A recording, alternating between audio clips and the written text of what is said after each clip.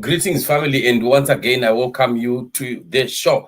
European Union Parliament cuts off ties and funding to Samia Suluhu. It seems that things are not going on well with Samia. Samia is under so much pressure. I think from the way that we are seeing things unfolding, it's a sign that shows that the end of Samia is not very far. I'm not seeing the Samia regime surviving what is happening currently because the whole world is really responding to Samia and the regime and how they've handled the issue of the elections in Tanzania. This is a positive development, if you ask me, because we need to also be looking at the world doing something when things go wrong. We can't continue to have world leaders talking about democracy, human rights, equality, and so on. And yet, when these things are infringed in other countries, the world looks like, they take a fast stand. They stand, fold their arms, and never do anything about it.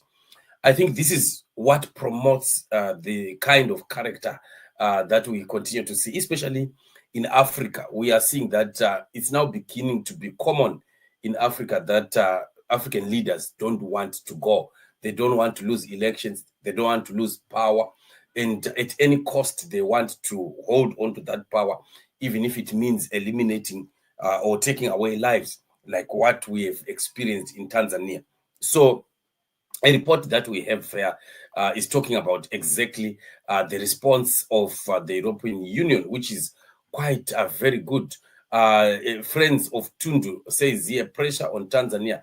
The European Parliament Foreign Affairs and Development Committees voted today to formally object to the disbursement of EU funds to Tanzania.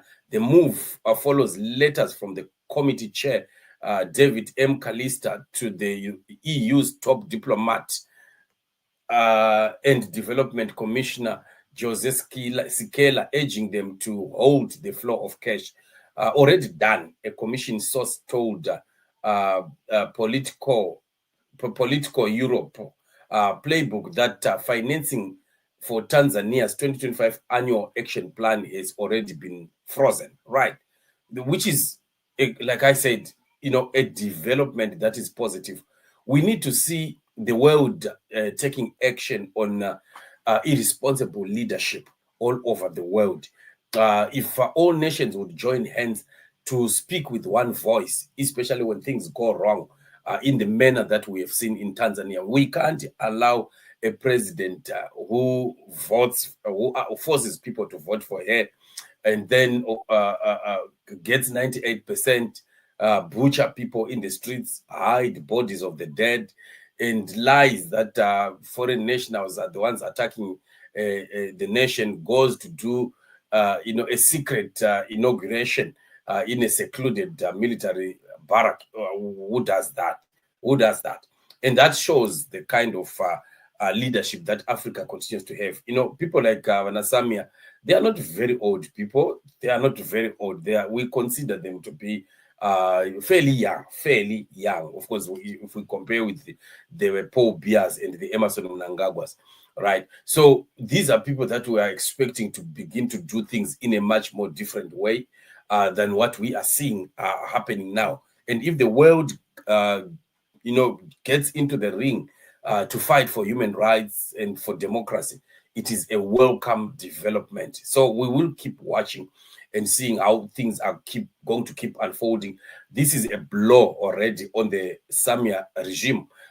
We might not see them for longer, considering how much the world is really responding to this very issue. Things are not as easy as they think. Although they want to hold on, dictators are like that. They want to walk into the fire.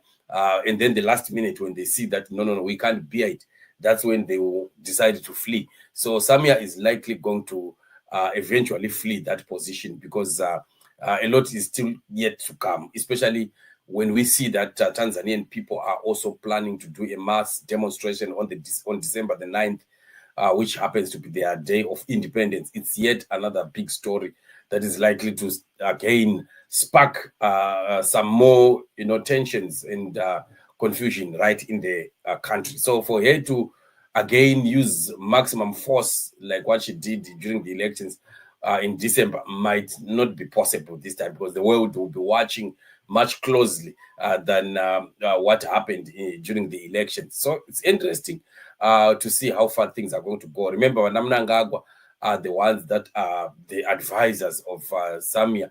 We want to see how they will keep giving her advices. But of course, whatever advice that they give will be destructive to Tanzania as a nation, and eventually to the regime of Samia, because these guys are suicidal, and they will keep giving her some, some advice that is not constructive, that at the end of the day might pull this regime of Samia down. So it's very exciting, but we keep watching and looking at what is going to be the outcome of the situation in Tanzania. We are praying with Tanzanian people for the Lord's mercy and grace upon the nation of Tanzania. Thank you for joining me on the show.